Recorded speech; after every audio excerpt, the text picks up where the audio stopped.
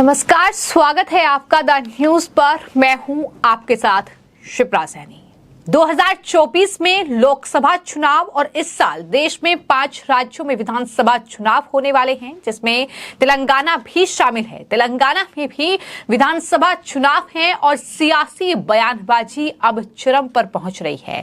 लगातार सियासी माहौल तेलंगाना का गरमाया हुआ है। इन सब के बीच अब बीआरएस की एमएलसी और तेलंगाना के मुख्यमंत्री के चंद्रशेखर राव की बेटी के कविता का एक बड़ा बयान सामने आया है कि कविता ने विपक्ष का जो गठबंधन है INDIA उसको लेकर ये बड़ा बयान दिया है कि कविता ने ये कहा है कि आज INDIA का जो गठबंधन है वो कल तक रहेगा, इसकी कोई गारंटी नहीं है। कि आज INDA का जो अलायंस है वो कल तक रहेगा, इसका कोई गारंटी नहीं है, क्योंकि ये 5 राज्यों के इलेक्शन होगा तो उसके बाद अलग होगा, और 5 राज्यों के इलेक्शन से पहले जो पार्लियामेंट इलेक्शन के पहले सीट शेयरिंग का इश्यू होगा, उसके बाद सिचुएशन अलग होगा।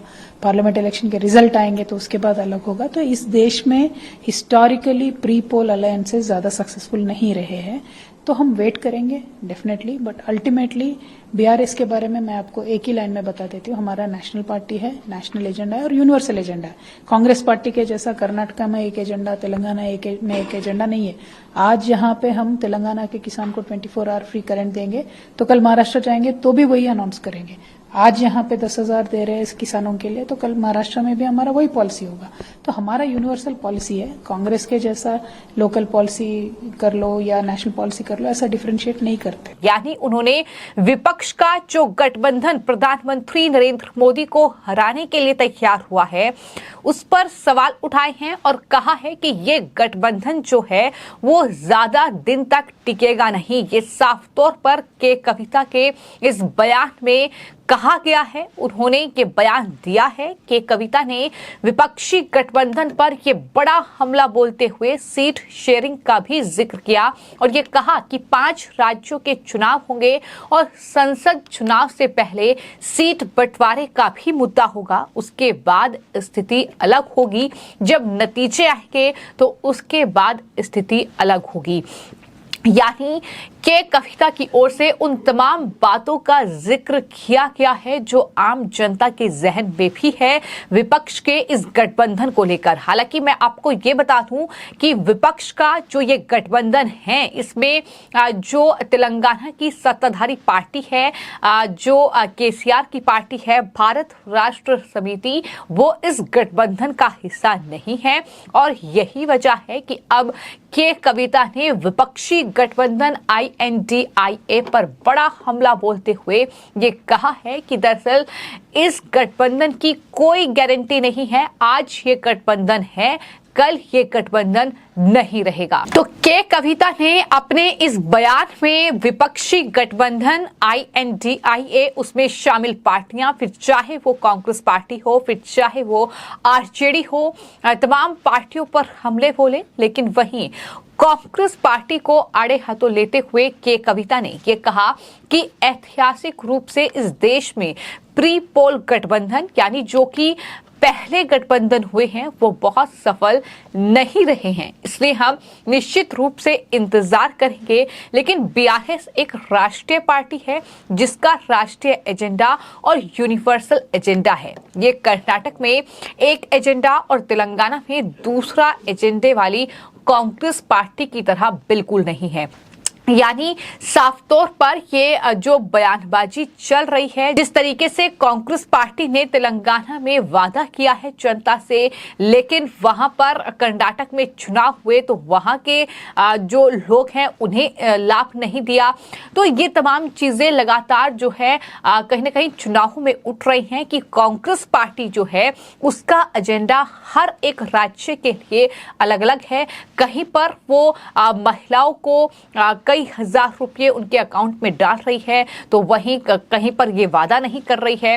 यानी अलग अलग दावे अलग अलग चुनावी राज्यों में कांग्रेस पार्टी कर रही है और यही वजह है कि के कविता ने इस पर सवाल उठाए हैं। उन्होंने साफ तौर पर यह कहा कि कर्नाटक में कांग्रेस पार्टी का एक एजेंडा है और तेलंगाना में वो दूसरे एजेंडे पर काम कर रही है, लेकिन हमारी पार्टी ऐसी नहीं है। हमारी पार्टी यूनिवर्सल एजेंडे पर काम करती है। अगर हम तेलंगाना में कुछ वादा करते हैं तो वही वादा हम कर्नाटक की जनता से भी करेंगे। तो ये तमाम बातें उनकी तरफ से कही गई हैं। जाहिर तौर पर कहीं ना कहीं जो विपक्षी गठबंधन का हिस्सा जो के चंद्रशेखर राव की पार्टी नहीं बनी है, उसको लेकर लगातार जो बीआरएस है और कांग्रेस पार्टी है वो आमने सामने हैं। लगातार जो है हमले एक दूसरे पर बोले जा रहे हैं। चूंकि तेलंगाना में कुछ ही महीनों के बाद विधानसभा चुनाव होने हैं, तमाम पार्टियां वहां पर जीत की कोशिश में एड़ी चोटी तक का जोर लगा रही हैं कि किस तरीके से ये चुनाव जीता जाए। और उसके बाद 2024 में लोकसभा चुनाव होने हैं और बीआरएस इस विपक्षी गठबंधन को एक बड़ा नुकसान पहुंचा सकती है। शायद यही वजह है कि इस तरीके की सियासी बयानबाजी चल रही है। लेकिन फिलहाल विपक्षी ही पार्टी है बीआरएस जाहिर तौर पर, और इस पूरे मामले को लेकर जो बयान के कविता की ओर से दिया गया है, जो विपक्ष के गठबंधन INDIA पर उन्होंने बयान दिया है, वो साफ तौर पर दिखाता है कि किस तरीके से जो है कहीं ना कहीं विपक्ष जो है वो बिखरा हुआ है। विपक्ष को एकजुट करने का दावा और वादा लगातार जनता से तमाम विपक्षी गठबंधन के नेता कर रहे हैं, लेकिन फिलहाल वो विपक्ष जो है पूरी तरीके से बिखरा हुआ नजर आ रहा है। और जैसा कि मैंने बताया कि तेलंगाना में इस साल के आखिर में चुनाव है और यही वजह है कि जहां एक तरफ के कविता ने कांग्रेस पार्टी पर हमला बोला, उन्होंने कांग्रेस पार्टी को आड़े हाथों लिया, तो वहीं बीजेपी पर भी उन्होंने हमला बोला और कहा कि पार्टी ने पिछले 10 सालों में तेलंगाना के लिए कुछ नहीं किया, इसलिए उन्हें कर्नाटक की तरह तेलंगाना में भी नकारात्मक परिणाम जो है वो मिलेंगे। दक्षिण में लोग हमेशा देखते हैं कि कौन सी पार्टी उनके क्षेत्र के मुद्दों को सबसे ज्यादा उठा रही है, उसका ही नतीजा है कि इस तरीके से हम सत्ता में आए और बीजेपी ने पिछले 10 सालों में तेलंगाना के लिए कुछ नहीं किया, इसलिए उन्हें कर्नाटक की तरह तेलंगाना में भी परिणाम भुगतने होंगे।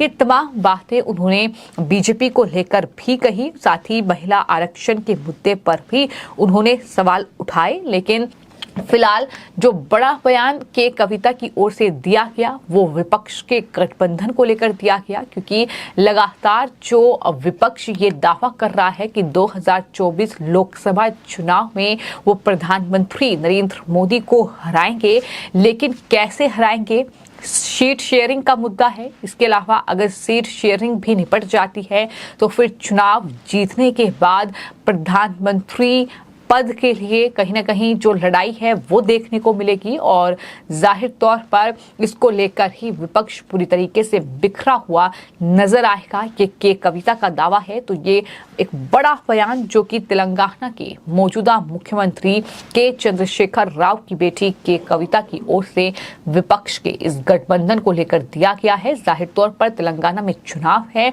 और चुनावी बिसात वहां बीत चुकी है, तमाम पार्टियां एक दूसरे पर हमलावर हैं, लेकिन विपक्ष को किस तरीके से कितना बड़ा नुकसान जो है वो आने वाले वक्त में उठाना पड़ेगा, ये तो आने वाला वक्त ही बताएगा।